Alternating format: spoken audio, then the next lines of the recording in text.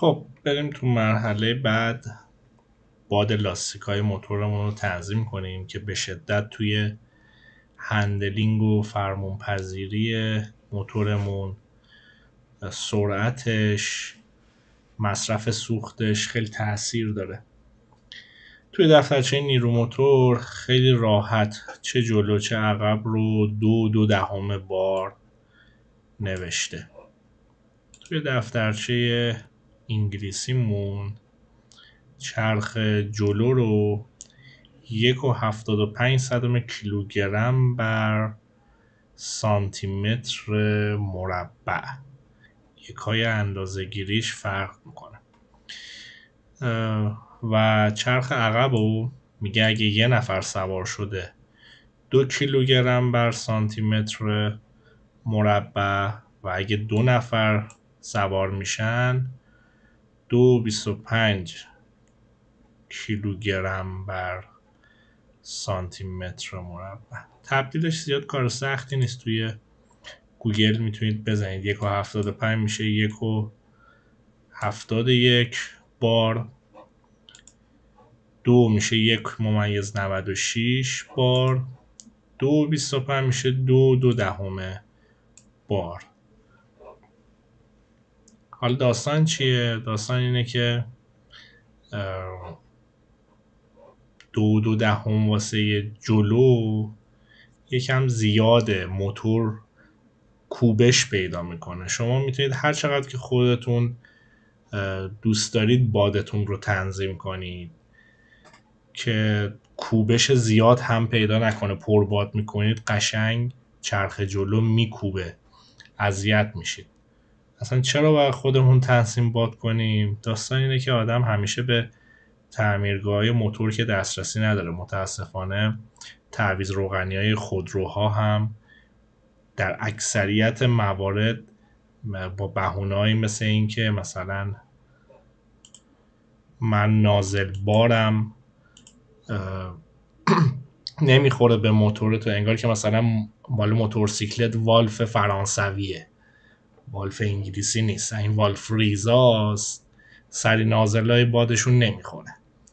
بهونه میارن چون نه حوصلش رو ندارم. مجبوریم بالاخره یا نهایت خودمون تنظیم کنیم یا به یه تعمیرگاه موتور مراجعه کنیم بابتش. همون هم اگه نخواهیم سرویس کنیم باز با کلی ناز و ادا این کار واسط انجام میدن.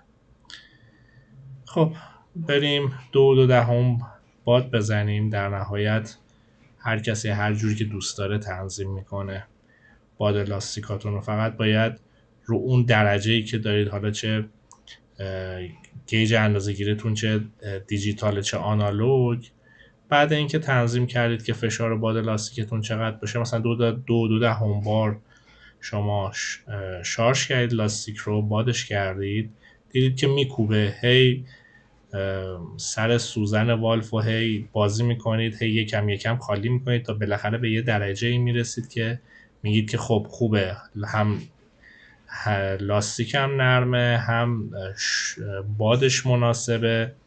اونو یه بار دیگه با همون درجه‌ای که دارید اندازه گیری کنید، چون هیچ کدوم از این درجه ها، چه اون آنالوگش چه دیجیتالش، کالیبره که نیستن. ببینید با درجه‌ای که خودتون تو خونه دارید چه اندازه‌ای چند بار مناسب هست، اونو یه جا یادداشت کنید، همیشه با همون اندازه باد بزنید. دیگه هم لازم به این که 2.2 بزنید بعد هی پیس پیس پیس پیس کم کنید نیستش دیگه. راحت رو همون درجه همیشه باد میزنید موتورتون رو. خب مرحله آخرم تنظیم باد چرخاست. تو دفترچه راهنمای SR200 ها خورده که 2.2 بار. شما میتونید کمتر هم بزنید چون 2.2 لاستیک خیلی پر میشه و خیلی میکوبه. یه میتونید خودتون هر چقدر میخواید تنظیم کنید. حالا دیگه فرقی نمیکنه که دیجیتال دارید. بذارید الان مال من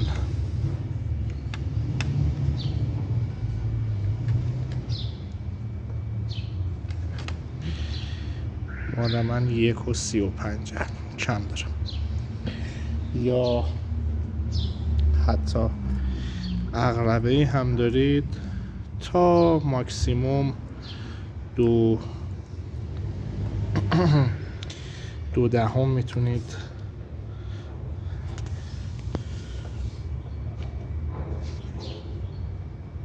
بله کم داره فرق نداره. باید باد بزنید چرخاتونو عقب و جلو. خب این هم کمپرسورات، بریم باد بزنیم. خب وصلش کردیم.